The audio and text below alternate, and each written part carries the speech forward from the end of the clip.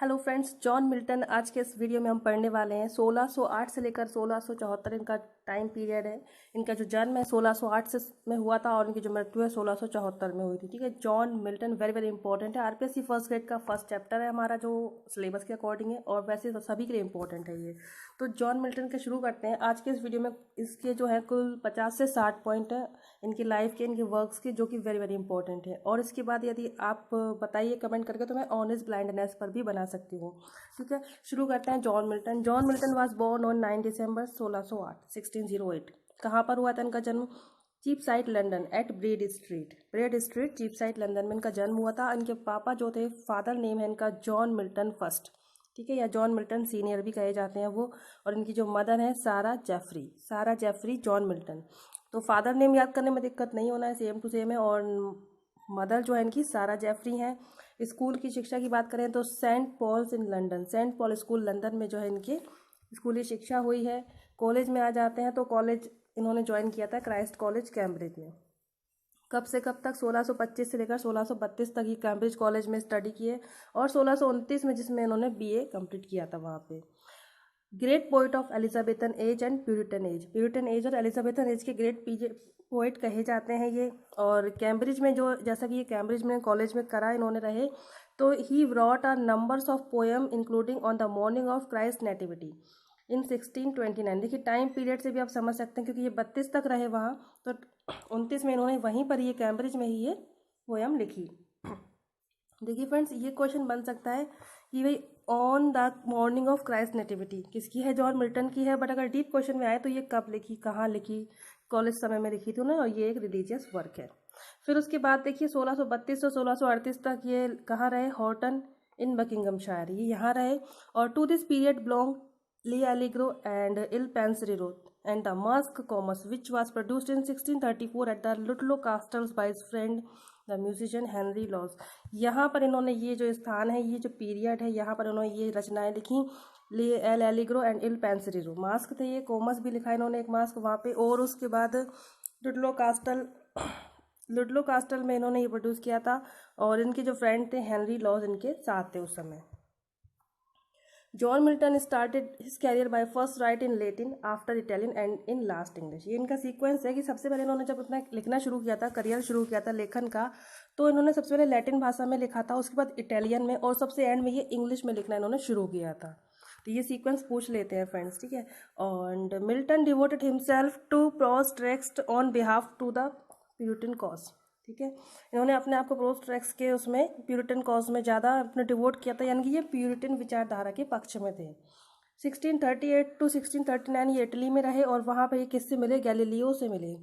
अब इनकी मैरिज की बात कर लेते हैं तो 1642 में इनकी फर्स्ट मैरिज हुई थी मैरी पवेल से, जो कि कैवेलियर फैमिली की थी। उसके बाद उनकी जो मृत्यु हो गई थी जस्ट 10 साल बाद, 42 से 52, 10 साल बाद इनकी मृत्यु हो गई थी मैरी पवेल की, ठीक है। उसके बाद नेक्स्ट इनकी दूसरी शादी जो हुई है वो ये कैथरीन वुड से, जो कि उनकी 1658 मात्र 2 साल बाद ही इनकी मृत्यु हो गई थी।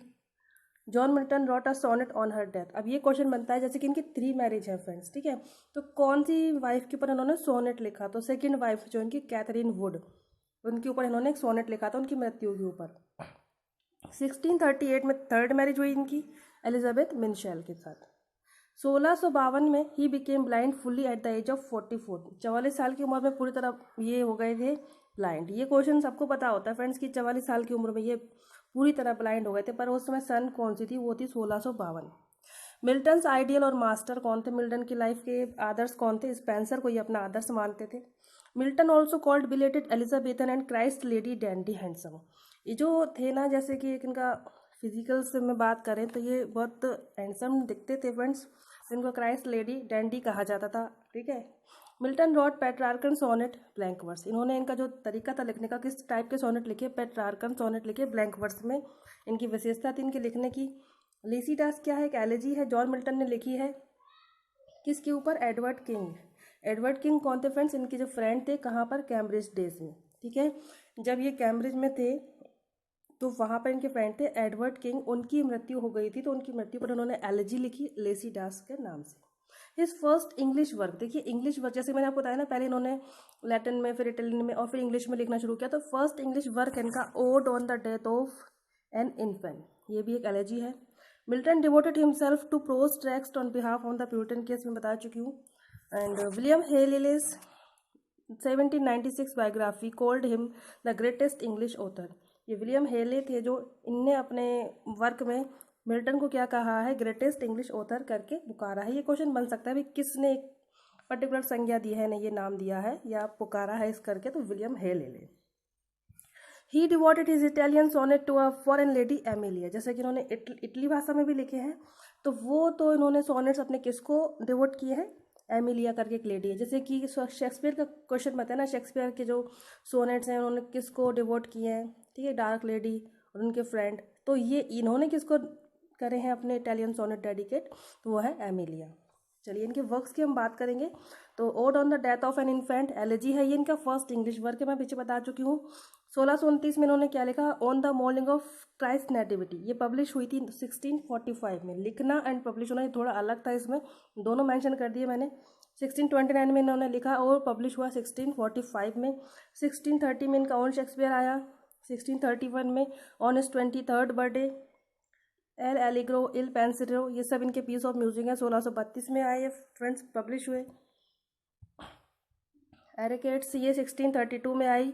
ये क्या है, इनका एरिस्टोक्रेटिक वर्क है, एक मास्क है और an entertainment presented in the castle डॉजेस, सब टाइटल है इसका। एरिकेट्स का एक सब टाइटल भी है, इस शॉर्ट में तो एरिकेट्स कह रहे हैं बट ये भी इसका नाम ही है, N entertainment presented in the कास्टल Dodgers, ठीक है। ये मास्क है, एक सब टाइटल इसका ये है।